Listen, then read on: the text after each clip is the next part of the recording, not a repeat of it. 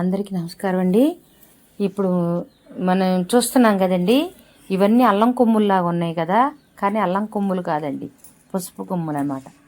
మా బాబు పెళ్ళికి నేను ఈ పచ్చి పసుపు కొమ్ములు తెప్పించుకున్నాను మా ఆడపడుచుతో. అయితే ఇది అసలు మర్చిపోయామండి, దీని గురించి మర్చిపోయాం అనమాట. అల్మర్లో పెట్టాను, గిన్నెలో పెట్టేసి వాటి సంగతి మర్చిపోయాను. వాటి మీద ఏదో పెట్టేసేసారు. అయినా నిన్న ఎందుకో తీశానండి, తీస్తే మొలకలు వచ్చినాయి. అబ్బా, ఎంత ఎంత ఆనందం వేసిందో నాకు. చూడండి, ఇంకా ఆకలి కొన్న వాళ్ళకి ఆహారం దొరికితే ఎంత ఆనందంగా ఉంటుందో అంత ఆనందం అయిపోయింది అనమాట ఈ మొక్కలు చూసేసరికి. ఈ మొక్కల కోసం అండి ఎంత ఆన్లైన్లో అమ్ముతారు వీటిని, మొలకొచ్చే పసుపు కొమ్ములు, పచ్చి కొమ్ములు. అసలు మరి రేట్ అయితే ఎంత ఉంటాయో నాకు ఐడియా లేదు కానండి, భలే చాలా సంతోషంగా ఉంది. ఇంట్లోనేమో వారాహి తల్లి పూజ చేసుకుంటున్నాము కదా, ఆ వారాహి మాత, ఆ వరాహస్వామి యొక్క శక్తి స్వరూపిణి అయినటువంటి వారాహి మాత, ఆ భూమాత స్వరూపం, ఆ తల్లి భూదేవి. చూడండి, ఒక్క చిన్న కొమ్మ వేస్తే ఎన్ని ఇస్తుందో. ఏమో మేము ఒకసారి ఊరు వెళ్తూ అక్కడ పసుపు మొక్క ఉంటే ఒకటి తీసుకొచ్చానండి.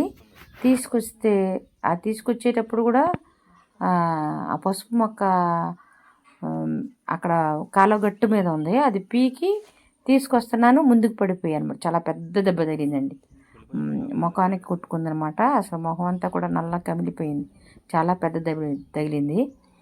అయినా అది అక్కడ పెట్టామన్నమాట. ఊరికే అట్లా బకెట్లో, మట్టి ఉన్న బకెట్లో పెట్టామండి.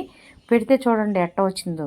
భూదేవి తల్లి మీద ఏదేసినా సరే చూడండి, ఒక చిన్న విత్తనం వేస్తే మనకి సంవత్సరానికి సరిపడా ఆహారాన్ని, ఫలాన్ని ఇస్తుంది అనమాట.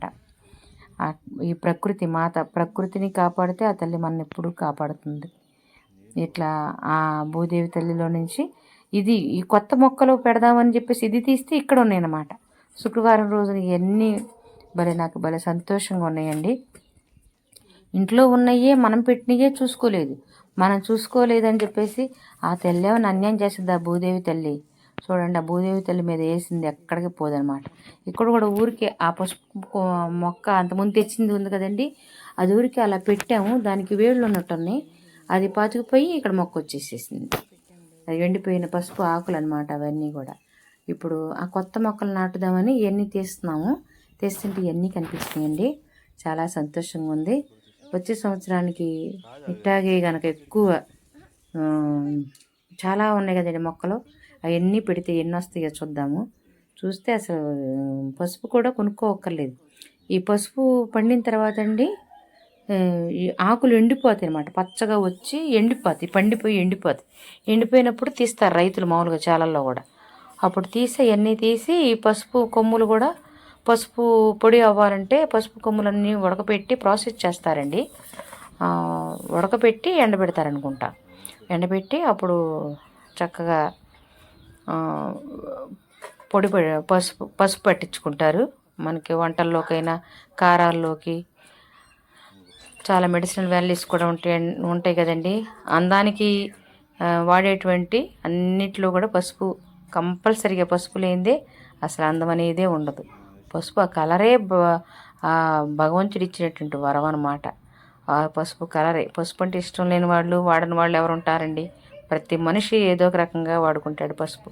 ఈ విధంగా ఈ పసుపు మేము ఈరోజు మా ఇంట్లో ఈ పసుపు కొమ్ములన్నీ కూడా నాటుతున్నాం. మొత్తం బకెట్లలో నాటాలా, ఏటిలో నాటాలని చూస్తున్నాము.